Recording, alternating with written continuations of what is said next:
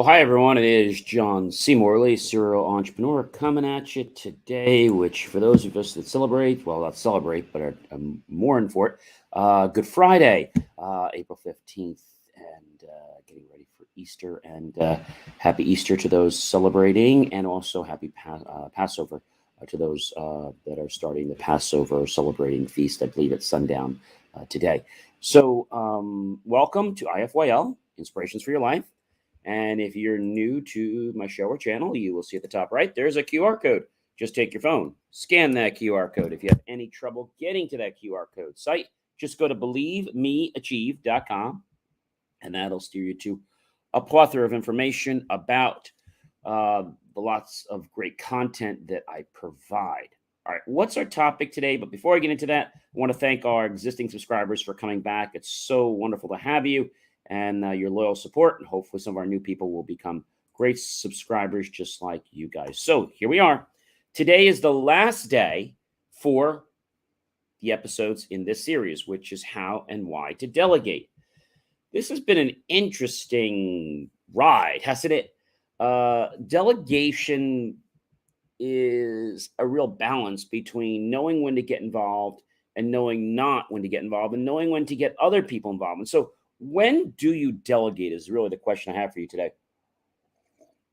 Have my tea. So delegating is something that you want to have a plan for. It's not like, oh, I'll just, you do this, you do this, you do this, you do this.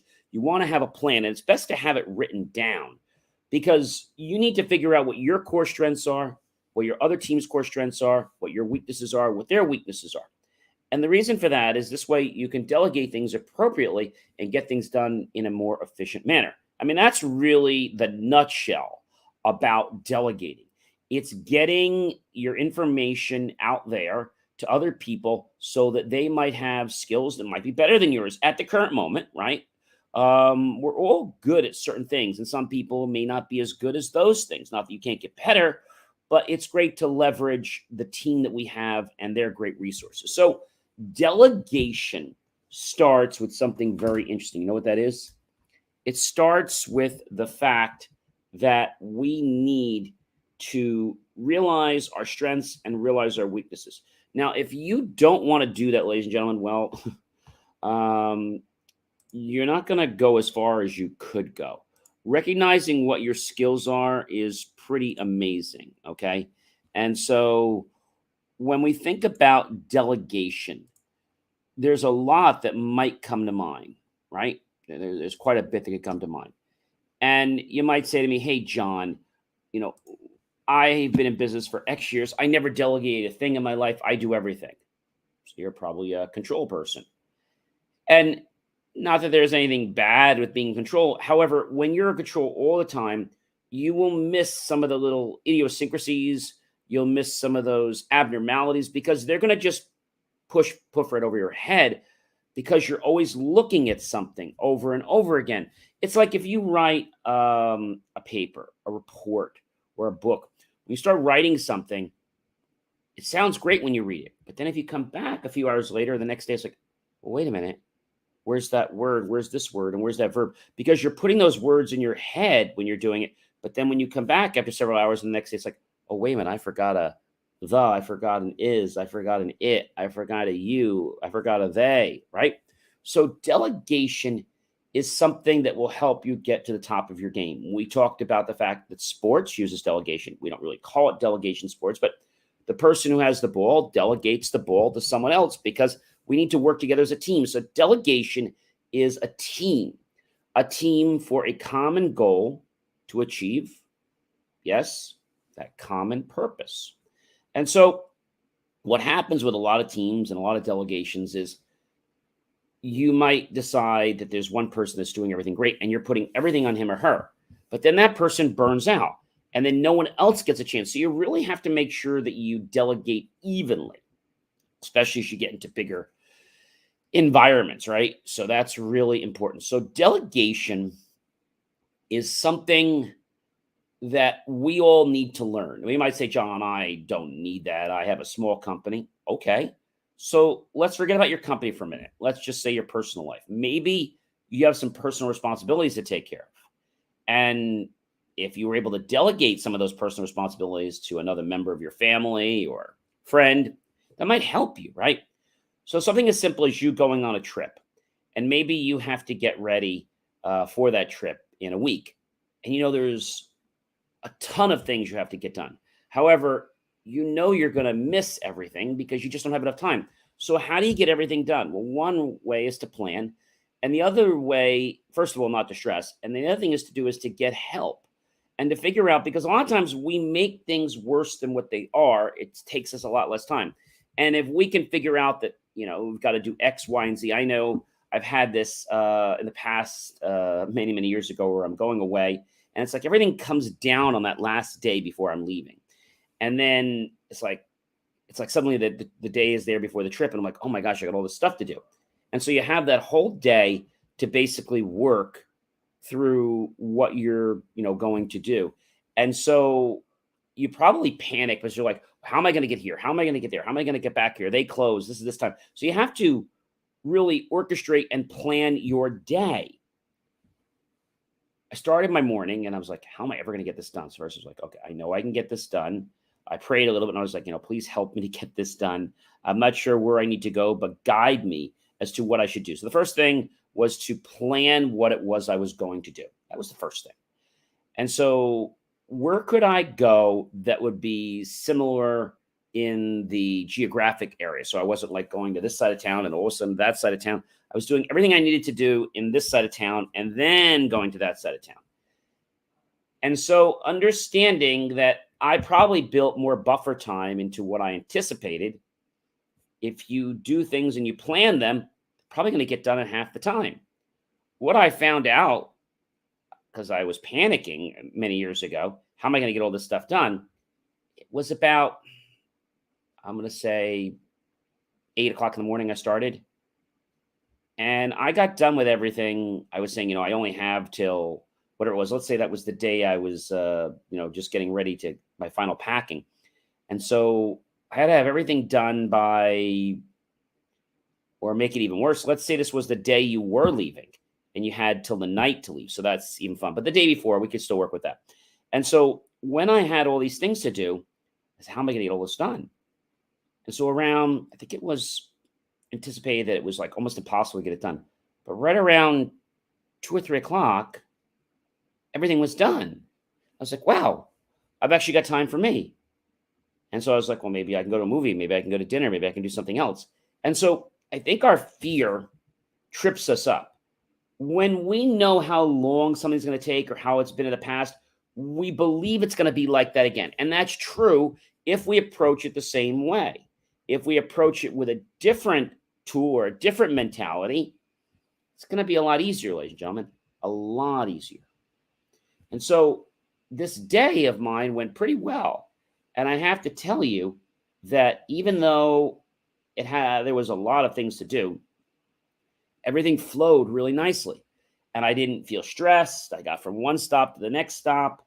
And even if I got delayed at a traffic light a few extra minutes, it didn't bother me because I somehow knew I was going to get everything done. Didn't know how, but I got everything done. And so I've talked to other people like, oh, John, I have a million things to do. It's impossible. And so for them, they need to delegate those things.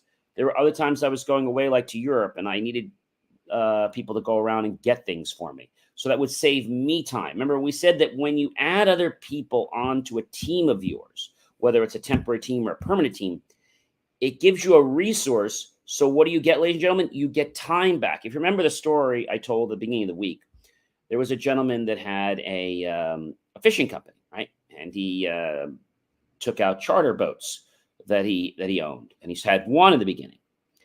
And then a wise man said to him, you know what you should do? You should actually get another boat.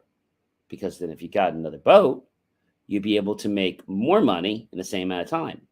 And then from that boat, you could get a third boat and you could keep growing the company. So that made a lot of sense. But for some reason, this doesn't click with a lot of people, right? It doesn't click. I know that you're probably saying to me, hey, John, there's no way that this can work. Yes, it can. So do you have to have everything on paper? No, you don't need everything on paper, but you need to have the general idea. Then you can kind of chart down what's going to happen at this time. You have to put all the details down, but have a little bit of a guideline. I mean, you know what you have to do, right? The specifics. If I said to you, go to XYZ's house and pick up stuff, well, you know what the stuff is, unless you need a list. Or maybe you need to get a suitcase out, right? You know how to do that. You don't have to put down how to do it. So as you put things down that you are already familiar with, your mind is going to latch on to those other things and help you create more of a concrete foundation. We've said before that in order to remember something, just find something you already know and associate it. That's pretty cool. But John, why don't people do this? That's the $1,000,000 question. I think it happens because people get egos, people think too much and don't do. They're like spending 2 hours. Oh my gosh, how am I going to do this? How am I ever going to get here? How am I ever going to get there? How am I going to get back? How am I ever going to get here before the store closes? Let's quit worrying about it. Let's put it on paper and let's get to doing it, because you've already wasted an hour or two and you probably could have been maybe a third of the way done. So this is what always boggles me with people, is that they have things to do. Maybe another example is construction. So many of you may recall that my dad and I owned a construction company when we built a few homes for our family. And then we closed the construction company, but we just did it to build a few homes. And so when you build a home, there's a lot that you have to do. And even a business, we built 2 homes and then we built a business. The business was a little bit easier because the brick and mortar was already up and we were just basically finishing what was between the walls and things like that. But there's still a lot of things to do. So in one of our homes that we were building in South Jersey, our summer home, we had put all the time and the effort into research. We got the architect, and then we did our cost estimate of what things were going to be. We made sure that we had a buffer for things that would go over a little bit. And then we spoke to the appropriate service people that we needed to get, whether that be the mason, builders, the framers, electricians, plumbers, and we made sure that our estimate and what they told us was on board. Was it close? Was it within 10 or 20%? Yes, no. If not, we had to go back and retool it. So when we did this, it seemed like it was never going to get done. And I'll give you an example. We had our old house, and before we could build the new house, we had to take the old house down. In order to take the old house down, there were a lot of things that had to be done. And this all had to be done at a certain timing, because if one thing wasn't done, the other thing couldn't start. For example, we needed to knock the house down. However, we couldn't knock the house down until we got the electric company out there to remove the electric from the house and had the gas company come and turn off the gas lines, right?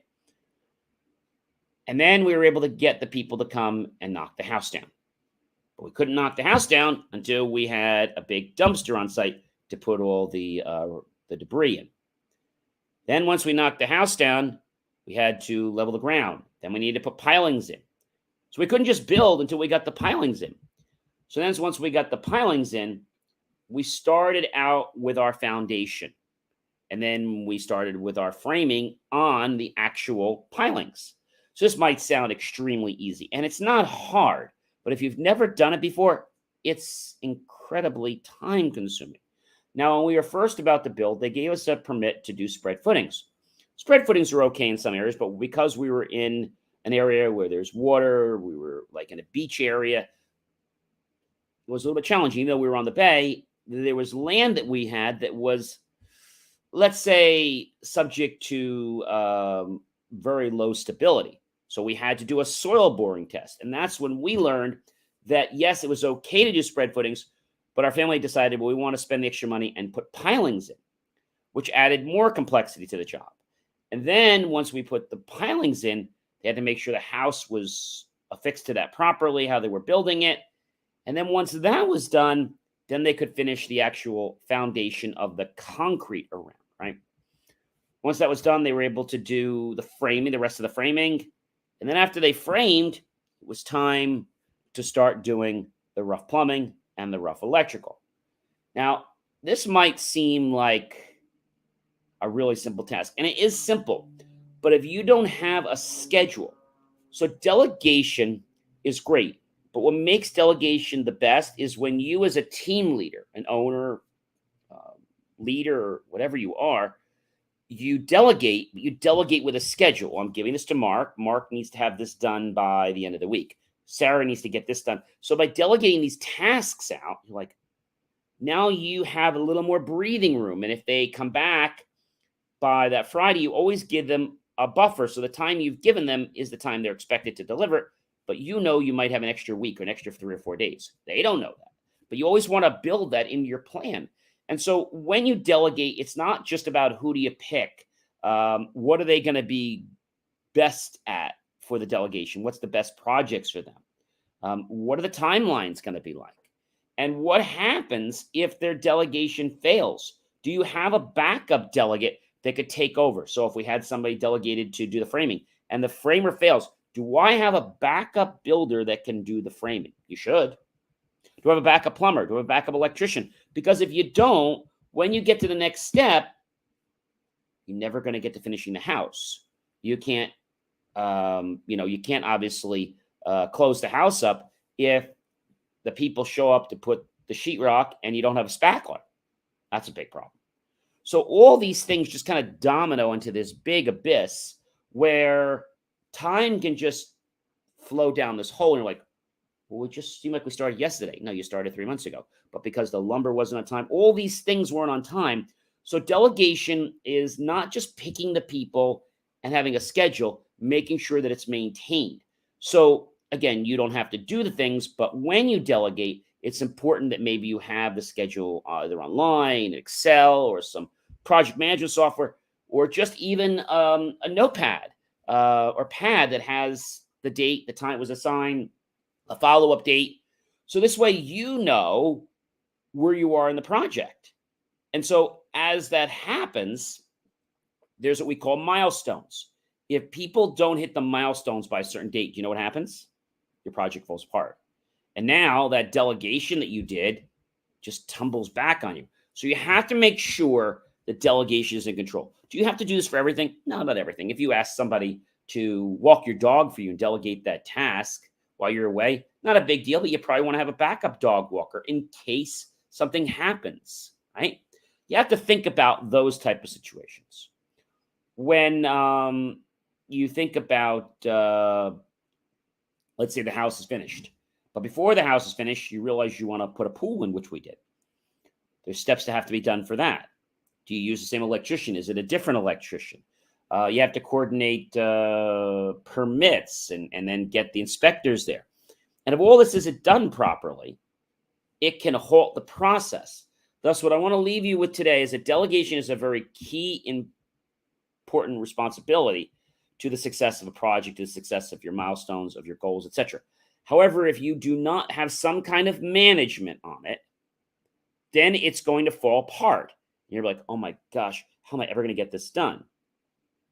So when you have a big project, first thing you need to do is to break it into chunks. Okay. Phase 1, phase 2, phase 3, phase 4, phase 5, etc. Figure out the people you have in your resource pool. If you don't have enough, go get more people. Once you have those people in your resource pool, make sure that at least 2 to 3 people have some skills that you can piggyback off. So if I send someone to, let's say, start the building and I need another person, or let's say this was a branding campaign and I needed 2 people that had access to the customer so they could talk to them. I need to make sure 2 people were familiar with the customer enough that they could go in and talk with them. Are you getting the idea? So now they come back to our storyboard team and then they can go from the next step. And whether we were doing a social media campaign, whether we're doing a video, etc., all this has to come together. And then as these pieces to the puzzle come together, what do we have? We have a finished project. But we don't necessarily have the finished project because we may have to tweak it. The piece that you brought us might not be exactly what we need. Now, when you have a puzzle, everything fits right. But sometimes the piece they bring us back, we're saying proverbially, doesn't fit in the puzzle. So what do? You can't trim it, but you have to imagine, well, we might have to massage this or change this or reorient something in your piece so that it's going to collaborate with the rest. Does that make sense? I hope it does. Well, ladies and gentlemen, this has been an amazing week. And we talked about how and why to delegate. Remembering that delegation is not just delegating to a person, right? You can use a delegate to be able to serve as your proxy vote and things like this. But in short, delegating is when you, as a person, decide to use other resources to be able to get your job, to get your goal, to get your task done. Remember, we said before that you can achieve many goals in life, but when you have a team, it becomes a lot easier. Please do like, support, and love the video. Encourage it. Comment below. How you doing with delegation in your life? Are you on track? Give yourself a temperature check. Let me know in the comments. And then be sure to tag your friends, colleagues, and associates. Share it out with everyone you know on social media. And of course, I want you to go over to my YouTube channel, John space C space Morley space serial entrepreneur, and look for the key phrase, help keep our content free. Incidentally, our great little hats, Believe and Achieve, they'll be available very soon, and we'll be able to print and customize a hat just for you with your brand, with your name, company information, QR code, so that you can start getting that exposure. And make the choice, ladies and gentlemen, today to click on that PayPal link and buy my team and I a cup of coffee. We'll be so grateful that those pennies, those dollars, will invest into new hardware, new technology, new equipment, new software, and even new facilities to give you the most jaw-dropping, motivational content that will truly inspire, light a fire on you, under you, and get you to take those actions that will lead you to your milestones and eventually your goals. I am John C. Morley, serial entrepreneur. You know I'll be back even throughout the weekend. I will be traveling. But starting tomorrow, we will have a brand new series with a brand new topic. And then every day we'll have new subtopics. So I hope you will definitely check that out. Again, happy Passover to those celebrating. Happy Easter. If you do miss our content, you can always come back and watch it. You know that. But I hope that this content is inspiring you to become just a little bit better version of yourself and help others do the same. Again, I hope you have a great rest of your day. And of course, a wonderful weekend. And you know what? I will see you guys tomorrow. Take care.